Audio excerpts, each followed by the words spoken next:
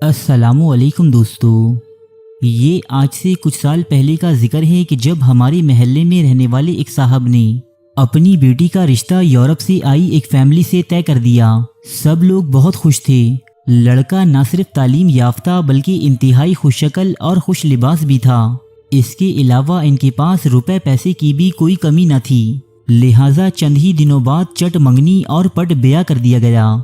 शादी के फौरन बाद ही इन साहब पर यह राज खुला कि इनका दामाद और उसकी तमाम फैमिली मिर्ज़ा गुलाम अहमद कादियानी की पैरोकार है और अपनी मजहब पर सख्ती से कारबंद है, जिसके बाद इस खानदान को बहुत सी कानूनी पेचीदगियों और घरेलू झगड़ों का सामना करना पड़ा।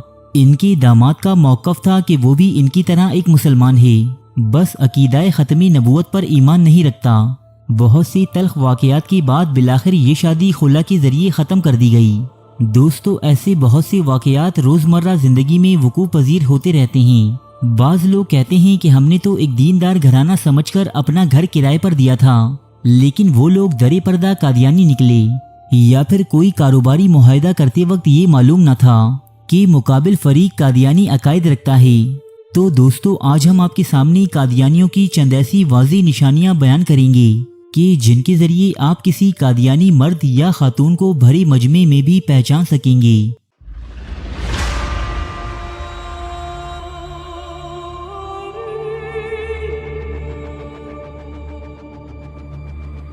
नंबर 1, कादियानी हजरात चांदी की एक खास किस्म की अंगूठी पहनते हैं। अक्सर लाइलिम मुसलमानों के सामने या वहाँ जहाँ उनको इस बात का यकीन हो कि कोई इनको पहचान नहीं पाएगा, जिस पर कुरान मजीद की ये आयत लिखी होती है, अलैहिस्सलाहु बिकाफी अबदा, जिसका तर्जुमा है, क्या अल्लाह अपनी बंदी के लिए काफ़ी नहीं।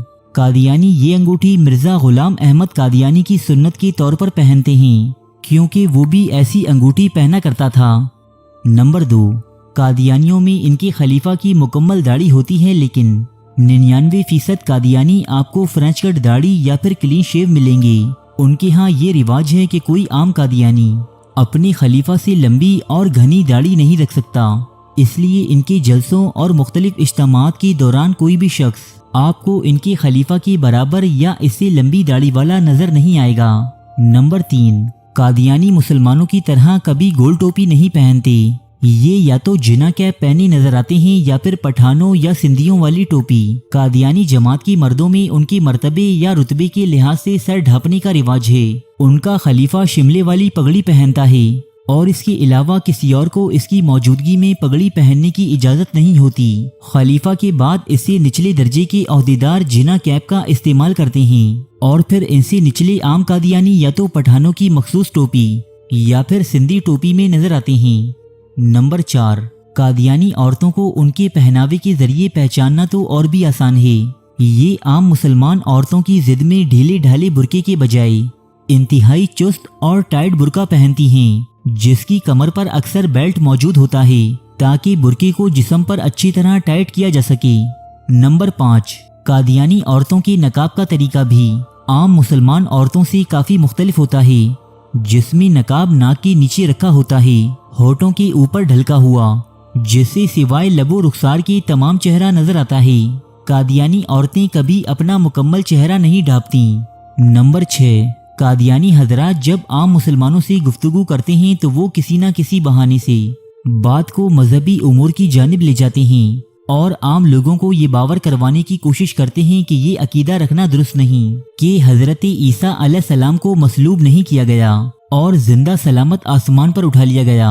ना ही वो वापस आएंगे और ना ही दज्जाल का मुकाबला करेंगे, बल्कि कादियानियों के मुताबिक हजरत ईसा अलैहिस्सलाम जख्मी हालत में फ़लस्तीन से कश्मीर हिजरत कर गए थे, जहां 120 साल की उम्र में इनकी वफात हुई।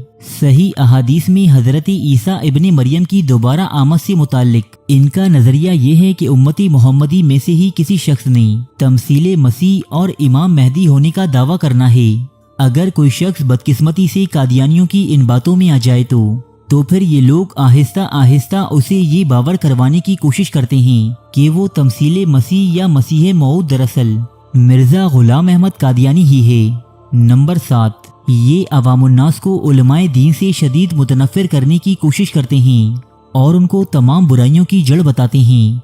فرقہ واریت اور کفر کے فتووں پر بات کرتے ہوئے مختلف اقلیتوں بالخصوص قادیانیوں کے خلاف ہونے والے مظالم گنواتے ہیں اور یہ جتانے کی کوشش کرتے ہیں کہ کیونکہ مسلمانوں کے تمام فرقے ایک دوسرے کو کافر قرار دیتے ہیں، اسی طرح انہوں نے اپنے مفادات کی خاطر جماعت احمدیہ کو بھی کافر قرار دے رکھا ہے۔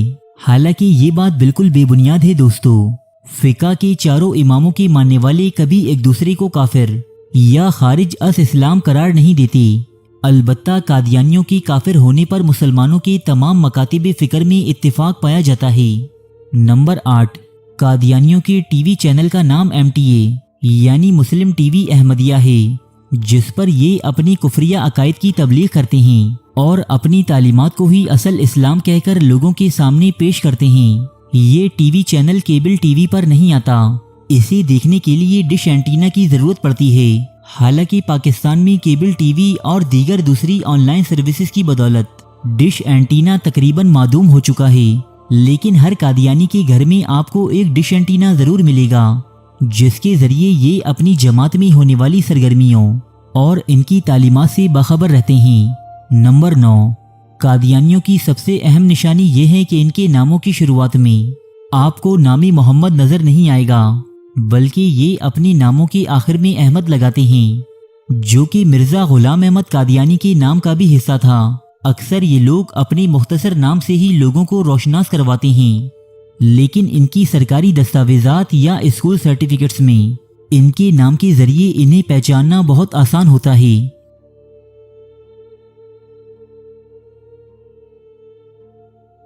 ارے فرینڈز، ایک منٹ، آپ ایسے ہی جا رہے ہیں؟ اتنی محنت سے ویڈیو بنائی ہے، ایک لائک تو بنتا ہے نا؟ اور دوسرا یہ کہ آپ ہمیں اتنی بڑی دنیا میں دوبارہ کیسے ڈھونڈیں گے؟ تو اس کا حل یہ ہے کہ آپ ہمارے چینل کو سبسکرائب کر لیجئے اور اس بیل کے آئیکن کو کلک کر دیجئے۔ اس طرح ہمارے آنے والی تمام ویڈیوز آپ تک پہنچتی رہیں گی۔ ارے ڈریے مت، یہ بالکل فری ہے۔